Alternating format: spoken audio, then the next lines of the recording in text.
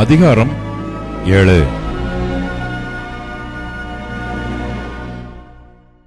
அவர் தம்முடைய வார்த்தைகளையெல்லாம் ஜனங்களுடைய காதுகள் கேட்கும்படி சொல்லி முடித்த பின்பு கப்பர்நகூமுக்கு போனார். அங்கே 100க்கு அதிபதியாகிய ஒருவனுக்கு பிரியமான வேலைக்காரன் வியாதிப்பட்டு மரண அவஸ்தையாயிருந்தான்.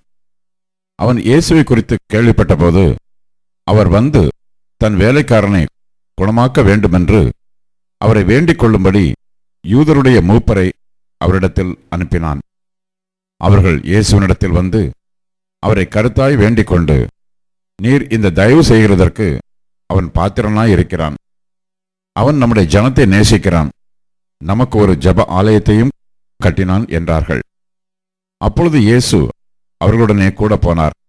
வீட்டுக்கு சமீபமான போது 100க்கு அதிபதி தன் சிநேகிதரை நோக்கி, நீங்கள் அவரிடத்தில் போய், ஆண்டவரே, நீர் வருத்தப்பட வேண்டாம். நீர் என் வீட்டு வாசலுக்குள் பிரவேசிக்க நான் பாத்திரன் அல்ல. நான் உம்மிடத்தில் வரவும் என்னை பாத்திரனாக எண்ணவில்லை. ஒரு வார்த்தை மாத்திரம் சொல்லும், அப்பொழுது என் வேலைக்காரன் சொஸ்தமாவான். நான் அதிகாரத்துக்கு கீழ்ப்பட்டவனாயிருந்தும் எனக்கு கீழ்ப்பட்டிருக்கிற சேவகரும் உண்டு. நான் ஒருவனை போ என்றால் போகிறான், மற்றொருவனை வா என்றால் வருகிறான். என் வேலைக்காரனை இதை செய் என்றால் செய்கிறான் என்று நான் சொன்னதாகச் சொல்லுங்கள் என்று அவர்களை அனுப்பினான். இயேசு இவைகளை கேட்டு அவனை குறித்து ஆச்சரியப்பட்டு திரும்பி தமக்கு பின் சொல்லுகிற திரளான ஜனங்களை நோக்கி, இஸ்ரவேலருக்குள்ளும் நான் இப்படிப்பட்ட விசுவாசத்தை காணவில்லை என்று உங்களுக்கு சொல்லுகிறேன் என்றார். அனுப்பப்பட்டவர்கள் வீட்டுக்கு திரும்பி வந்தபோது வியாதியாய் கிடந்த வேலைக்காரன் சுகமடைந்திருக்கிறதை கண்டார்கள். மறுநாளிலே அவர் நாயின் என்னும் ஊருக்கு போனார். அவருடைய சீஷர் அநேகரும் திரளான ஜனங்களும் அவருடனே கூட போனார்கள். அவர் ஊரின் வாசலுக்கு சமீபத்த போது மரித்து போன ஒருவனை அடக்கம் பண்ணும்படி கொண்டு வந்தார்கள். அவன் தன் தாய்க்கு ஒரே மகனாயிருந்தான். அவளோ கைம்பெண்ணாயிருந்தாள். ஊராரில் வெகு ஜனங்கள் அவளுடனே கூட வந்தார்கள்.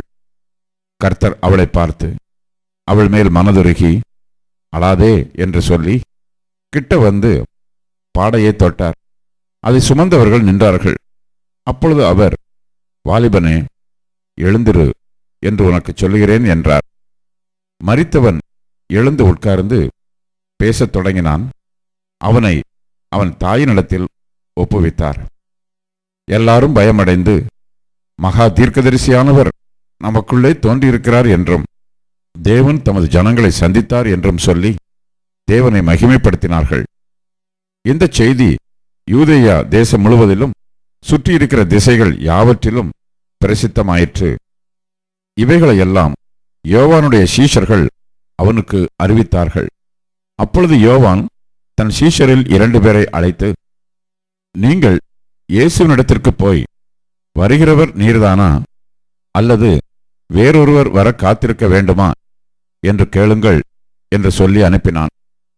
அந்தப்படி அவர்கள் அவரிடத்தில் வந்து, வருகிறவர் நீர்தானா, அல்லது வேறொருவர் வர காத்திருக்க வேண்டுமா என்று கேட்கும்படி யோவான் ஸ்நானன் எங்களை உம்மிடத்திற்கு அனுப்பினார் என்றார்கள். அந்த சமயத்திலே நோய்களையும் கொடிய வியாதிகளையும் பொல்லாத ஆவிகளையும் கொண்டிருந்த அநேகரை அவர் குணமாக்கி அநேகம் குருடருக்கு பார்வை அளித்தார். இயேசு அவர்களுக்கு பிரதியுத்தரமாக, நீங்கள் போய் கண்டவைகளையும் கேட்டவைகளையும் யோவானுக்கு அறிவியுங்கள். குருடர் பார்வையடைகிறார்கள், சப்பானிகள் நடக்கிறார்கள், குஷ்டரோகிகள் சுத்தமாகிறார்கள், செவிடர் கேட்கிறார்கள், மரித்தோர் எழுந்திருக்கிறார்கள், தரித்திரருக்கு சுவிசேஷம் பிரசங்கிக்கப்படுகிறது. என்னிடத்தில் இடரல் அடையாதிருக்கிறவன் எவனோ அவன் பாக்கியவான் என்றார். யோவானுடைய தூதர்கள் போன பின்பு அவர் யோவானை குறித்து ஜனங்களுக்கு சொன்னது என்னவென்றால், எதை பார்க்க வனாந்திரத்திற்கு போனீர்கள்? காற்றினால் அசையும் நாணலையோ? அல்லவென்றால் எதை பார்க்க போனீர்கள்? மெல்லிய வஸ்திரம் தரித்த மனுஷனையோ? அலங்கார வஸ்திரம் தரித்து செல்வமாய் வாழ்கிறவர்கள் அரசர் மாளிகைகளிலே இருக்கிறார்கள். அல்லவென்றால் எதை பார்க்க போனீர்கள்? தீர்க்கதரிசியையோ? ஆம், தீர்க்கதரிசியை பார்க்கிலும் மேன்மையுள்ளவனையே என்று உங்களுக்கு சொல்லுகிறேன் இதோ, நான் என் தூதனை உமக்கு முன்பாக அனுப்புகிறேன். அவன் உமக்கு முன்னே போய் உமது வழியை ஆயத்தம் பண்ணுவான் என்று எழுதிய வாக்கியத்தால் குறிக்கப்பட்டவன் இவன்தான். ஸ்திரீகளிடத்திலே பிறந்தவர்களில் யோவான் ஸ்நானனை பார்க்கிலும் பெரிய தீர்க்கதரிசி ஒருவனும் இல்லை. ஆகிலும் தேவனுடைய ராஜ்யத்தில் சிறியவனாயிருக்கிறவன் அவனிலும் பெரியவனாயிருக்கிறான் என்று உங்களுக்கு சொல்லுகிறேன் என்றார். யோவானுடைய உபதேசத்தை கேட்ட ஆயக்காரர் முதலான சகல ஜனங்களும் அவனாலே ஞானஸ்நானம் பெற்று தேவன் நீதிபரர் என்று அறிக்கையிட்டார்கள். பரிசேயரும் நியாய சாஸ்திரிகளுமோ அவனாலே ஞானஸ்நானம் பெறாமல் தங்களுக்கு கேடுண்டாக தேவனுடைய ஆலோசனையை தள்ளிவிட்டார்கள். பின்னும் கர்த்தர் சொன்னது, இந்த சந்ததியை யாருக்கு ஒப்பிடுவேன்? இவர்கள் யாருக்கு ஒப்பாயிருக்கிறார்கள்? சந்தை வெளியில் உட்கார்ந்து ஒருவரையொருவர் பார்த்து, உங்களுக்காக குழல் ஊதினோம், நீங்கள் கூத்தாடவில்லை, உங்களுக்காக புலம்பினோம், நீங்கள் அளவில்லை என்று குறை சொல்லுகிற பிள்ளைகளுக்கு ஒப்பாயிருக்கிறார்கள். எப்படி எனில், யோவான் ஸ்நானன் அப்பம் புசியாதவனும் திராட்சரசம் குடியாதவனுமாய் வந்தான். அதற்கு நீங்கள், அவன் பிசாசு பிடித்திருக்கிறவன் என்கிறீர்கள். மனுஷகுமாரன் போஜனபானம் பண்ணுகிறவராய் வந்தார். அதற்கு நீங்கள், இதோ போஜன பிரியனும் மதுபான பிரியனுமான மனுஷன், ஆயக்காரருக்கும் பாவிகளுக்கும் சிநேகிதன் என்கிறீர்கள்.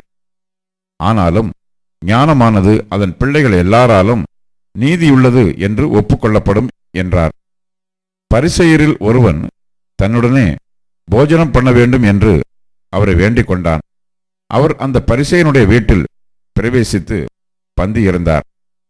அப்பொழுது அந்த ஊரிலிருந்த பாவியாகிய ஒரு ஸ்திரீ அவர் பரிசேயன் வீட்டிலே பந்தி இருக்கிறதை அறிந்து ஒரு பரணியில் பரிமள தைலம் கொண்டு வந்து அவருடைய பாதங்களின் அருகே பின்னாக நின்று அழுது கொண்டு அவருடைய பாதங்களை தன் கண்ணீரினால் நனைத்து தன் தலைமயிரினால் துடைத்து அவருடைய பாதங்களை முத்தம் செய்து பரிமள தைலத்தை பூசினாள்.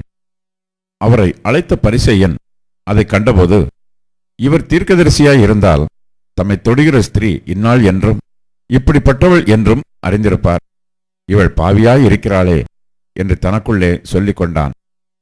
இயேசு அவனை நோக்கி, சீமோனே, உனக்கு நான் ஒரு காரியம் சொல்ல வேண்டும் என்றார். அதற்கு அவன், போதகரே, சொல்லும் என்றான். அப்பொழுது அவர், ஒருவனிடத்தில் 2 பேர் கடன் பட்டிருந்தார்கள். ஒருவன் 500 வெள்ளிக்காசும் மற்றவன் 50 வெள்ளிக்காசும் கொடுக்க வேண்டியதாய் இருந்தது. கொடுக்க அவர்களுக்கு நிர்வாகமில்லாத போது இருவருக்கும் கடனை மன்னித்து விட்டான். இப்படி இருக்க அவர்கள் எவன் அவனிடத்தில் அதிக அன்பாயிருப்பான்? அதை சொல் என்றார். சீமோன் பிரதியுத்தரமாக, எவனுக்கு அதிகமாய் மன்னித்து விட்டானோ அவனே அதிக அன்பாயிருப்பான் என்று நினைக்கிறேன் என்றான். அதற்கு அவர், சரியாய் நிதானித்தாய் என்று சொல்லி ஸ்திரீனிடமாய் திரும்பி சீமோனை நோக்கி, இந்த ஸ்திரீயை பார்க்கிறாயே, நான் உன் வீட்டில் பிரவேசித்தேன், நீ என் கால்களுக்கு தண்ணீர் தரவில்லை. இவளோ கண்ணீரினால் என் கால்களை நனைத்து தன் தலைமயிரினால் அவைகளை துடைத்தாள். நீ என்னை முத்தம் செய்யவில்லை. இவளோ நான் உட்பிரவேசித்தது முதல் என் பாதங்களை ஓயாமல் முத்தம் செய்தாள். நீ என் தலையில் எண்ணெய் பூசவில்லை. இவளோ என் பாதங்களில் பரிமள தைலம் பூசினாள். ஆதலால் நான் உனக்கு சொல்லுகிறேன், இவள் செய்த அநேக பாவங்கள் மன்னிக்கப்பட்டது.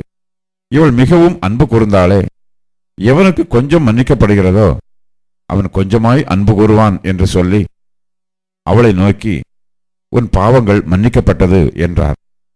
அப்பொழுது கூட பந்தியிருந்தவர்கள், பாவங்களை மன்னிக்கிற இவன் யார் என்று தங்களுக்குள்ளே சொல்லிக் கொண்டார்கள்.